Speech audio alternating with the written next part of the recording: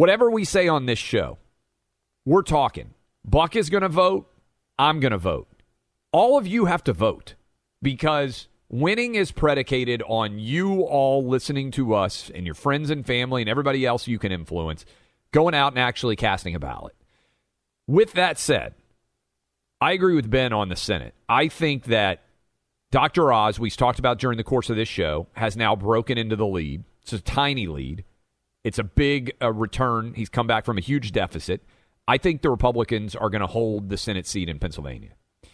And that's what I've said the Democrat actions are telling you, which is why they got so panicked in Georgia, because they know they're in trouble in Nevada, that I believe Adam Laxalt's going to win that. That's a flip. And so they're desperately trying to figure out wherever they could go. They need that win in Pennsylvania. They cannot lose in Georgia. They cannot lose in Arizona. I think they're going to lose all three.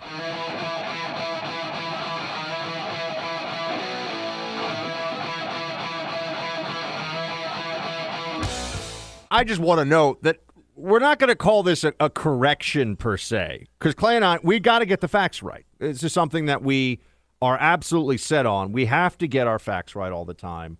And we're sitting here and we're looking at the polls and we're reflecting the reality as we see it in America as best we can, that everyone understands that Joe Biden is having a crap-lousy presidency beyond even our very negative expectations. And I guess we just didn't stop to think, well, hold on a second. What does astute political analyst and paragon of virtue and honesty Nancy Pelosi think so far? Because, I mean, this is legitimately amazing. She's like, Biden has had the best 2 years of any.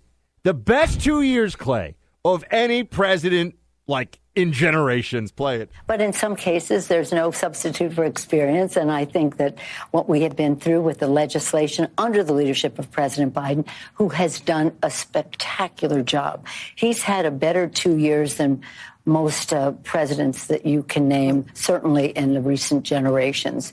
Recent generations? Better generations? I mean, I guess she's right. Leadership. Clay, we have to go back to the presidency of like Warren G. Harding, or we got to go back to way back in the day to find someone who's had such an amazing 2 years. So, a couple of things here. One, this is also by default Nancy Pelosi praising herself, right? So, when she says that Joe Biden has done an amazing job, she's referencing the bills that were passed that she helped to maneuver through the House of Representatives. So, one, this is a default praising of herself because she is a partner with Joe Biden. Two, if I'm Joe Biden, Nancy Pelosi is his ride or die. Like, if she's willing to say he's a generationally great president right now, then you know, when you're the movie, got one ally. When you're the movie exec, Clay, and you're accused of like grabbing, 15 subordinates over a 10-year period, and they all come out with sworn depositions, Nancy Pelosi's who you want to hire. She's the PR agent to defend the movie agent. Yes. She'll say anything to defend you. It doesn't matter how much it embarrasses her. She has no capacity, folks, for embarrassment. Nancy Pelosi, it's honestly amazing. Clay, as we know, I'm a youthful fellow. I am a millennial. And I'm a graybeard millennial, and I'm literally the oldest age you can possibly be and still qualify as a millennial under the rules, whoever comes up with those rules. But there's some recent data that shows you Gen X folks, when you're not riding your chariots to school, you Gen X folks are actually the most anti-Biden of any generation by demographic. What is going on there, Gen X, Clay? As everyone who grew up watching Spring Break at Panama City Beach and the grind on MTV and the original Real World first couple of seasons always expected, Generation X is actually saving the country right now, Buck. Because according to a New York Times poll that came out, and I shared this, and I'm scrolling down to get it in front of me. Here it is.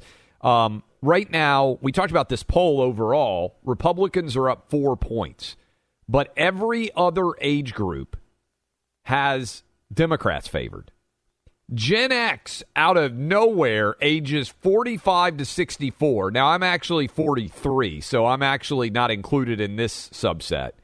But Gen X out there, 59% Republican, 38% Democrat. That 20 years, a 21-point spread.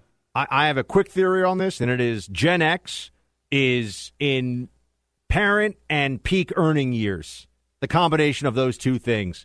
And they're just seeing this lunatic government of high taxation, spending, destroying the schools, making streets unsafe. And they're like, what are these lunatics doing?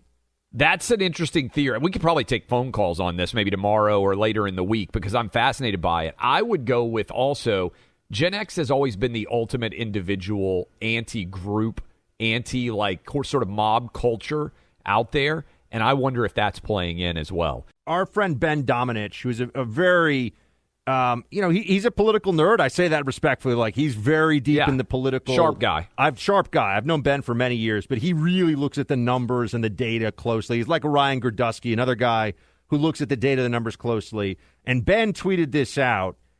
He said, I meant what I said with Brett Baer. He does a lot of the Brett Baer panel, which is an excellent political panel. Brett's got a great show. A lot of people think for a pure politics panel, among the best, if not the best, on cable news. I think Republicans could win 40 House seats, Ben wrote. Mitch could end up with a 3-seat majority. This thing is breaking against the Democrats in a devastating way that could sweep out every Gen X leadership figure they had, which... Now, you said 3. I said 2 recently. You said 3. I feel like at the beginning of the year, I was like, I think they could win 40 House seats. Then we thought, oh, maybe that's a little too much. But, I mean, if it turns out to 40 House seats and a 3-seat Senate majority, that also means that a lot of these big governor's races, just based on the political momentum, are going to break for the GOP. And, you know what? One of the most important lessons I've learned in life, Clay, is you never celebrate early, right? High stepping into the end zone and getting tackled at the 2-yard line, because I know what's up, that is a bad look. So we are not high stepping. We are running it down the middle, and we are holding on to the football. But it's looking good right now. Yeah, and look, I don't want to have to say this every time, but I'm going to say it every day for 20 straight days. Whatever we say on this show, we're talking. Buck is going to vote. I'm going to vote. All of you have to vote because winning is predicated on you all listening to us and your friends and family and everybody else you can influence going out and actually casting a ballot. With that said, I agree with Ben on the Senate. I think that Dr. Oz, we talked about during the course of this show, has now broken into the lead. It's a tiny lead. It's a big return. He's come back from a huge deficit. I think the Republicans are going to hold the Senate seat in Pennsylvania. And that's what I've said the Democrat actions are telling you, which is why they got so panicked in Georgia, because they know they're in trouble in Nevada, that I believe Adam Laxalt's going to win that. That's a flip. And so they're desperately trying to figure out wherever they could go. They need that win in Pennsylvania. They cannot lose in Georgia. They cannot lose in Arizona. I think they're going to lose all 3. So I think that Blake Masters is going to win in Arizona. As I've said, Carrie Lake is dominating there. I think she's going to help carry him over the line. I think that Walker's going to win in Georgia, partly based on Brian Kemp's dominance. Okay, let me ask you this to make it more. Yeah. Where is a Republican in a close race you think in trouble right now? Where are I you think not? Pennsylvania is the only one. You think Oz Fetterman's the only one you're worried about? Oz is the only one. Ron Johnson's pulling away against Mandela Barnes in Wisconsin. I don't think Ohio's even going to end up close. And I also think in North Carolina, those are the 3 states that Democrats thought they could make a play in. I think their only potential pickup now is Pennsylvania. I mean, Ron John's almost at the point where he's, sitting on the bench, towel over the head. They're sending in the third team. He's looking good. When I saw Ron John post the video of him pounding the beer in under 4 seconds. I want to thank the Wisconsin Tavern League for your endorsement again. Cheers.